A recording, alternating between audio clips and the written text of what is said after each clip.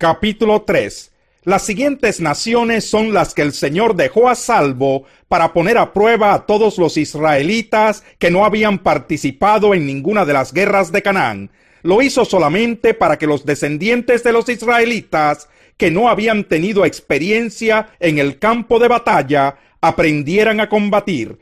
Quedaron los 5 príncipes de los filisteos, todos los cananeos y los sidonios y heveos que vivían en los montes del Líbano, desde el monte de Baal Hermón hasta Lebo Hamat.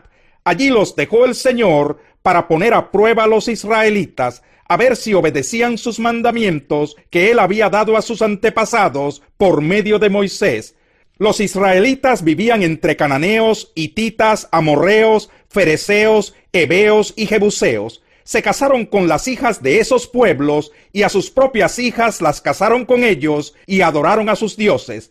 Los israelitas hicieron lo que ofende al Señor. Se olvidaron del Señor su Dios y adoraron a las imágenes de Baal y de Aserá.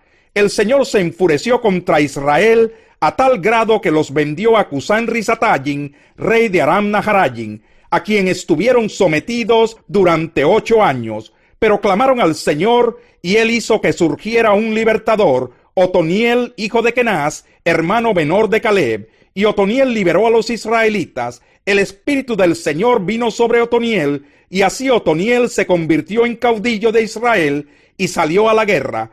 El Señor entregó a Cusán-Risatayim, rey de Aram, en manos de Otoniel, quien prevaleció sobre él. El país tuvo paz durante 40 años, hasta que murió Otoniel, hijo de Kenaz. Una vez más los israelitas hicieron lo que ofende al Señor, y por causa del mal que hicieron, el Señor le dio poder sobre ellos a Eglón, rey de Moab. Luego de aliarse con los amonitas y amalecitas, Eglón fue y atacó a Israel, y se apoderó de la ciudad de las palmeras. Los israelitas estuvieron sometidos a Eglón, rey de Moab, durante 18 años. Los israelitas volvieron a clamar al Señor, y el Señor les levantó un libertador, Ahod, el hijo de Gerá, de la tribu de Benjamín, quien era zurdo. Por medio de él, los israelitas enviaron tributo a Eglón, rey de Moab. Ahod se había hecho una espada de doble filo y de medio metro de largo, la cual sujetó a su muslo derecho por debajo de la ropa. Le presentó el tributo a Eglón, rey de Moab, que era muy gordo. Cuando Ahod terminó de presentárselo, se fue a despedir a los hombres que habían transportado el tributo, pero luego se regresó desde las canteras que estaban cerca de Gilgal y dijo: Majestad, tengo un mensaje secreto para usted. Silencio, ordenó el rey, y todos sus servidores se retiraron de su presencia. Entonces Ahod se acercó al rey, que estaba sentado solo en la habitación del piso superior de su palacio de verano, y le dijo: Tengo un mensaje de Dios para usted. Cuando el rey se levantó de su trono, Ahod extendió la mano izquierda, sacó la espada que llevaba en el muslo derecho y se la clavó al rey en el vientre. La empuñadura se hundió tras la hoja a tal punto que le salió por la espalda. Además, Ahod no le sacó la espada, ya que ésta quedó totalmente cubierta por la gordura. Luego de cerrar y atrancar las puertas de la habitación del piso superior, Ahod salió por la ventana. Cuando ya Ahod se había ido, llegaron los siervos del rey, y al ver atrancadas las puertas de la habitación del piso superior, dijeron: Tal vez está haciendo sus necesidades en el cuarto interior de la casa, y tanto esperaron que se sintieron desconcertados. Al ver que el rey no abría las puertas de la habitación, las abrieron con una llave. Allí encontraron a su señor tendido en el piso, ya muerto. Mientras esperaban, Ahod se escapó, pasó junto a las canteras y huyó a Seirat. Cuando llegó allí, tocó la trompeta en la región montañosa de Efraín, y los israelitas descendieron de la montaña con él a la cabeza. Síganme, les ordenó, porque el Señor ha entregado en manos de ustedes a sus enemigos los moabitas. Bajaron con él, y tomando posesión de los vados del Jordán que conducían a Moab, no dejaron pasar a nadie. En aquella ocasión derrotaron a unos 10,000 moabitas, todos robustos y aguerridos. No escapó ni un solo hombre. Aquel día Moab quedó sometido a Israel, y el país tuvo paz durante 80 años. El sucesor de Ahod fue Samgar, hijo de Anat, quien derrotó a 600 filisteos con una vara para arriar bueyes. También él liberó a Israel. Capítulo 4. Después de la muerte de Ahod, los israelitas volvieron a hacer lo que ofende al Señor. Así que el Señor los vendió a Jabín, un rey cananeo que reinaba en Hazor. El jefe de su ejército era Sísara, que vivía en Hazoret Goyim. Los israelitas clamaron al Señor porque Jabín tenía 900 carros de hierro y durante 20 años había oprimido cruelmente a los israelitas. En aquel tiempo gobernaba a Israel una profetisa llamada Débora, que era esposa de Lapidot. Ella tenía su tribunal bajo la palmera de Débora, entre Ramá y Betel, en la región montañosa de Efraín, y los israelitas acudían a ella para resolver sus disputas. Débora mandó llamar a Barac, hijo de Abinoam, que vivía en Sedes de Neftalí, y le dijo: El Señor, el Dios de Israel, ordena: ve y reúne en el monte Tabor a 10,000 hombres de la tribu de Neftalí y de la tribu de Zabulón. Yo atraeré a Sísara, jefe del ejército de Jabín, con sus carros y sus tropas, hasta el arroyo Quizón. Allí lo entregaré en tus manos. Barac le dijo: solo iré si tú me acompañas, de lo contrario no iré. Está bien, iré contigo, dijo Débora, pero por la manera en que vas a encarar este asunto, la gloria no será tuya, ya que el Señor entregará a Sísara en manos de una mujer. Así que Débora fue con Barac hasta Sedes, donde él convocó a las tribus de Zabulón y Neftalí. 10,000 hombres se pusieron a sus órdenes, y también Débora lo acompañó. Heber el kenita se había separado de los otros kenitas que descendían de Hobab, el suegro de Moisés, y armó su campamento junto a la encina que está en Sanayim, cerca de Sedes. Cuando le informaron a Sísara que Barac, hijo de Abinoam, había subido al monte Tabor, Sísara convocó a sus 900 carros de hierro y a todos sus soldados desde Haroset Goyim hasta el arroyo Quizón. Entonces Débora le dijo a Barac: adelante, este es el día en que el Señor entregará a Sísara en tus manos. ¿Acaso no marcha el Señor al frente de tu ejército? Barac descendió del monte Tabor, seguido por los 10,000 hombres. Ante el avance de Barac, el Señor desbarató a Sísara a filo de espada, con todos sus carros y su ejército, a tal grado que Sísara saltó de su carro y huyó a pie. Barac persiguió a los carros y al ejército hasta Hazoret Goyim. Todo el ejército de Sísara cayó a filo de espada. No quedó nadie con vida. Mientras tanto, Sísara había huido a pie hasta la carpa de Jael, la esposa de Heber el kenita, pues había buenas relaciones entre Jabín, rey de Hazor, y el clan de Heber el kenita. Jael salió al encuentro de Sísara y le dijo: adelante, mi señor, entre usted por aquí, no tenga miedo. Sísara entró en la carpa y ella lo cubrió con una manta. Tengo sed, dijo él, ¿podrías darme un poco de agua? Ella destapó un odre de leche, le dio de beber y volvió a cubrirlo.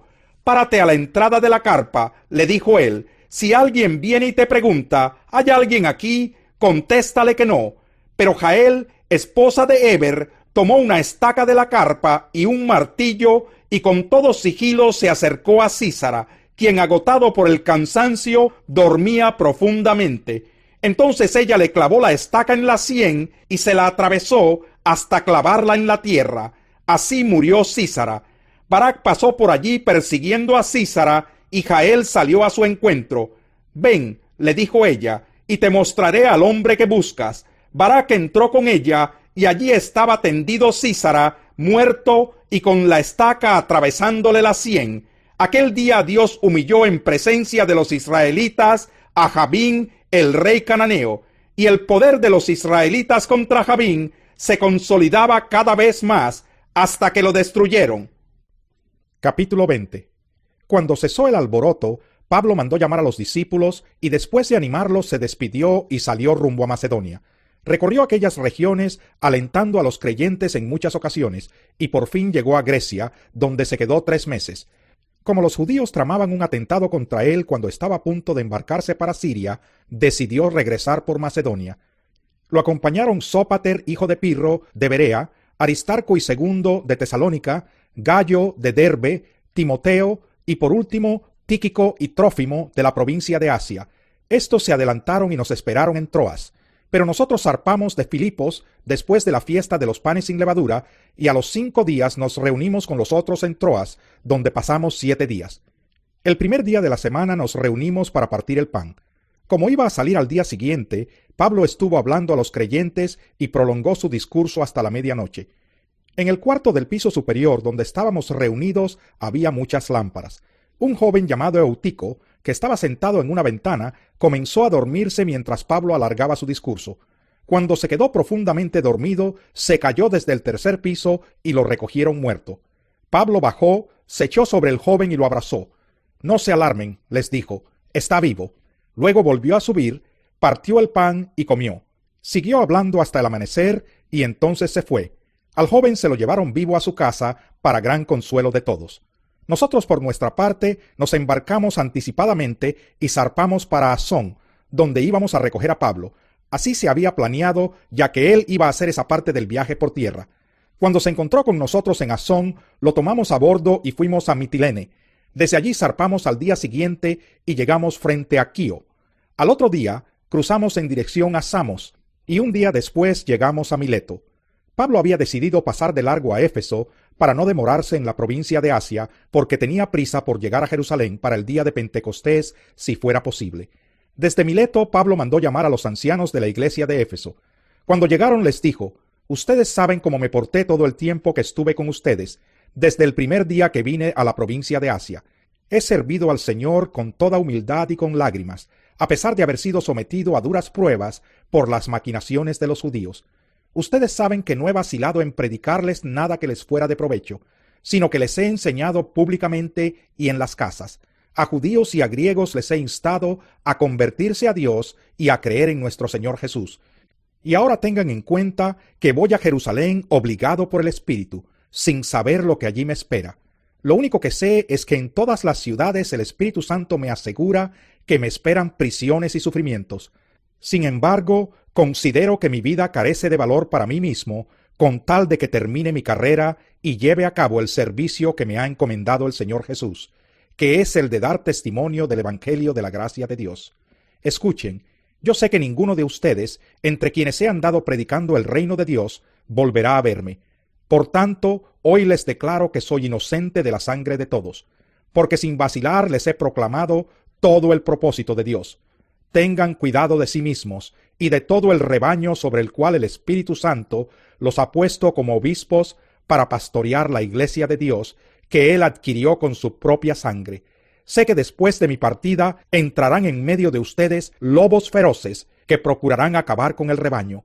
Aún de entre ustedes mismos se levantarán algunos que enseñarán falsedades para arrastrar a los discípulos que los sigan. Así que estén alerta.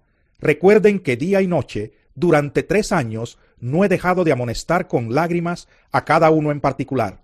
Ahora los encomiendo a Dios y al mensaje de su gracia, mensaje que tiene poder para edificarlos y darles herencia entre todos los santificados.